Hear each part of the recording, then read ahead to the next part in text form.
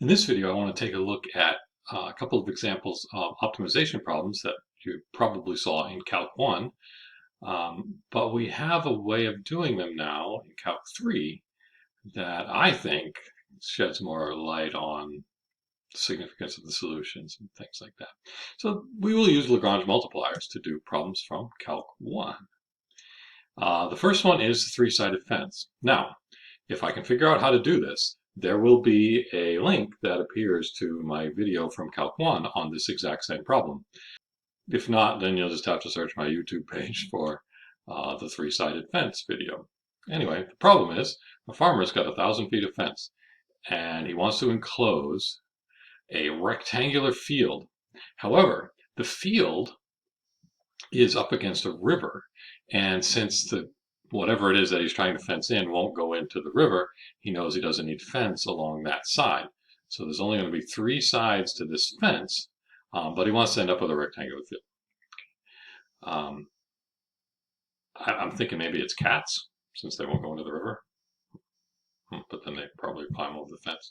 Whatever. I'm going to call the lengths of this rectangle as x and y.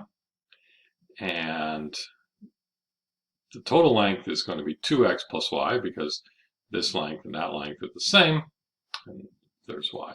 Okay. The area enclosed is x times y. X times y. The area is what we are trying to maximize, the largest possible area, right? So that's my objective function. That's what I need to maximize. The constraint is I've only got 1,000 feet of fence. And you can perhaps picture this with really short edges here. You know, x is small and y is really long. That would be some area, or somewhere in the middle, or maybe x is really big and y is really short. And so you got these really thin vertical rectangles or long skinny rectangles. Anyway, somewhere in the middle there's one with maximum area.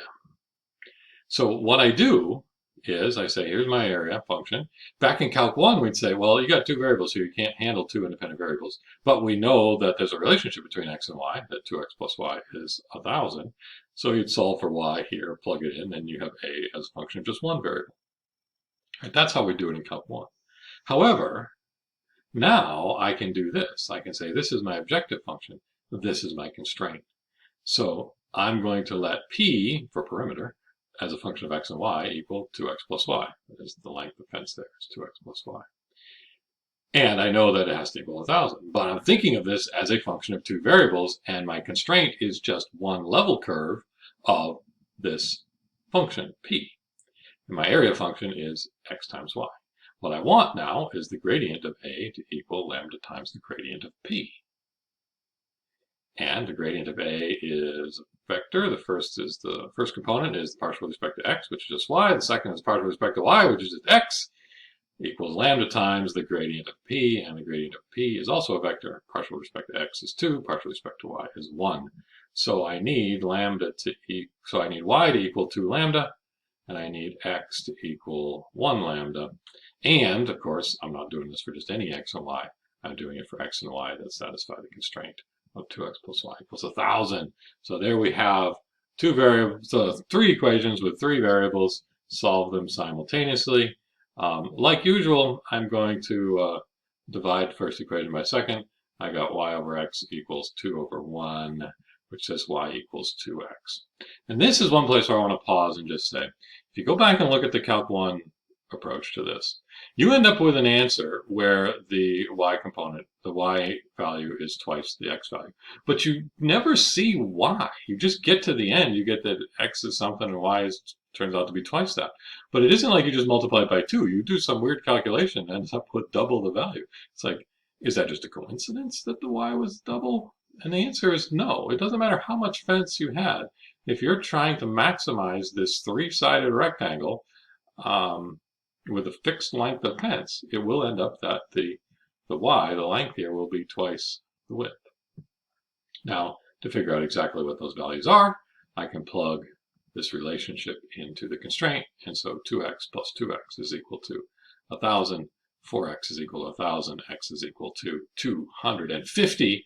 And then y is twice that, 500. So the maximum area that the farmer can get here is if she makes it 250 by 500. The area, of course, would be the product of those two numbers. Next is the soup can problem. I want to propose this problem. You've just started a new soup company, and you're going to be selling soup in cans that contain 2,000 pi cubic centimeters of soup. And what you want to do is you want to make a can that uses the least amount of material possible. So you want to find the minimum surface area. Now, one of my questions on this is always 2,000 pi cubic centimeters. Do you have any idea how big or small that can is? I mean, are we talking tuna fish can here? Or are we talking, 55-gallon drum? What is it? Well, pi is a little more than 3, so this is a little more than 6,000 cubic centimeters, which would be 6,000 milliliters. So we're talking 6 liters. Those of you who still work in the imperial system, that would be about a gallon and a half, right? So pretty good sized soup can. This is like Costco variety soup can. So what we're trying to do is we are trying to minimize the surface area with a fixed amount of volume. So the objective function is the surface area, and the constraint is the volume. So how do you find the surface area of a can? Well, the can's got really 3 parts to it: a top, a bottom, and the vertical side. Right? And if I unroll this thing, if I take the top and put it there, and the bottom and put it there, and then the cylinder through the middle, I can slice it and unroll it into a big rectangle. Now, I can see then that the area represented here is the sum of 2 circles in a rectangle.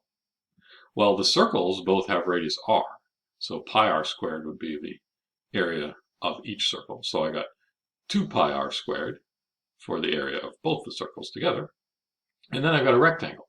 Well, the height of the rectangle is the height of the can, and the length of this rectangle is the distance all the way around that circle. Well, that's the circumference of a circle of radius r, so that's 2 pi r. So it's got a height of h and a length of 2 pi r, so an area of 2 pi r times h. The total area is the sum of the 2 circles in the rectangle, being 2 pi r squared plus 2 pi r h. The volume of the cylinder is the area of the base times the height. Well, the area of the base is pi r squared, and the height is h. And what I want is I want that to equal 2,000 pi. So that's my constraint, and this is my objective function. This is what I'm trying to minimize. So the way I'm doing this now is with Lagrange multipliers. So I need to think of this constraint equation as a single level curve of this function of 2 variables, v. Okay? So the gradient will be perpendicular to that level curve. So I need the gradient of s to equal lambda times the gradient of v. Well, the gradient of s is a vector. First component of the vector is the partial with respect to r. So this would be 4 pi r plus 2 pi h. And the second component is the partial with respect to h, which is just 2 pi r. And that's going to equal lambda times the gradient of lambda times the gradient of v. The gradient of v is also a vector, and the partial with respect to r is 2 pi r h, and the partial with respect to h is just pi r squared. And so this has to equal lambda times that, and that gives us a couple of equations here. So the x components have to be equal to each other, the y components have to be equal to each other, and of course I need that the constraint equation is also true. I'm not worrying about any r and h. It's only the r's and h's that make the volume equal to 2,000 pi. So there's 3 equations with 3 variables. Let's solve them simultaneously. Like usual, I'm going to divide to get rid of the h's, and I've got this one divided by that one equals this divided by that. The pi's canceled, the lambda's canceled out, the pi's cancel out, and then what happens actually? So I already canceled the lambda and the pi on this side. I can factor a pi and a 2 out of this one to cancel those out. There's another r that cancels over here. And so what happens is now multiplying both sides by r, those r's go away, and I get that 2rh equals 2h, which then if I solve for h, slide this over to the other side, I get h equals 2r.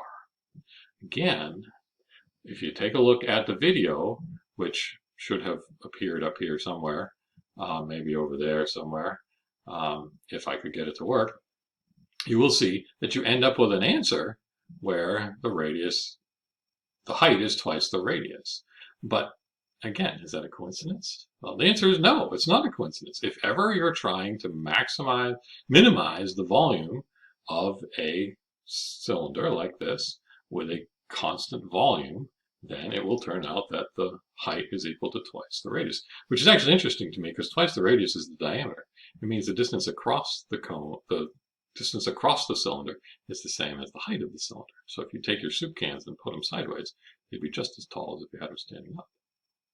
You might check your soup cans at home and see if that's the case.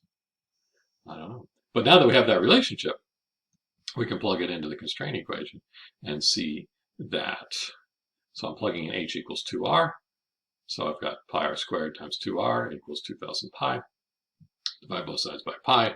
I've got 2r cubed equals 2000. So r cubed equals 1000. And the cubed root of 1000 is 10. So r is 10 and h is 20. Right. There's a couple of powerful things that happen here. One is I find the relationship between the variables before I find out what the values are. So I can see sort of some intrinsic properties of what is maximizing or minimizing in this type of situation. Now, the other thing that this brings up is that there's a separate problem that could be the following. Suppose I only have so much material to make my soup can with. And so I have a fixed amount of material to make the soup can with. I want to maximize the volume. The problem that we solved was given volume, minimize surface area. Sort of the dual problem is given surface area, maximize the volume. And it's the same two formulas, except that this one now would have the constraint on it. This one would be equal to some number, and this one would just be the variable. How much volume can you get out of this thing?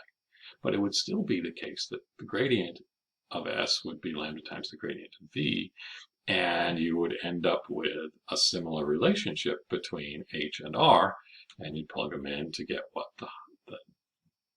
the volume is, right? To maximize the volume for a given surface area. This is the notion of what's called a dual optimization problem. You have one problem where you have something fixed and you're trying to maximize something else. And then you can say, well, wait, the dual problem is, what if I had this fixed and I'm trying to minimize that? It may be that one is easier to solve than the other. It turned out on this problem, when we got to this point, we got the relationship between H and R, plugging them back into the constraint equation gave me a reasonably easy thing to solve. If it was the other way around, where I got this relationship and then I had to plug it into the S equals something, that might not be as easy a equation to solve for the variable. So there's a technique of optimization of saying, hey, I've got an optimization problem. Can I find the dual problem? And maybe the dual problem is easier to solve than the problem I'm actually doing, but it has the same answer. And so there's this whole process of saying, I've got a problem, it's a little tricky for me to solve, let me find a different problem that has the same answer and solve that one instead. Right? That's called finding the dual of an optimization problem. And Lagrange multipliers is just a really good tool for being able to do a situation like that. Anyway, there's a couple of Calc 1 examples solved now with a method from Calc 3, Lagrange multipliers.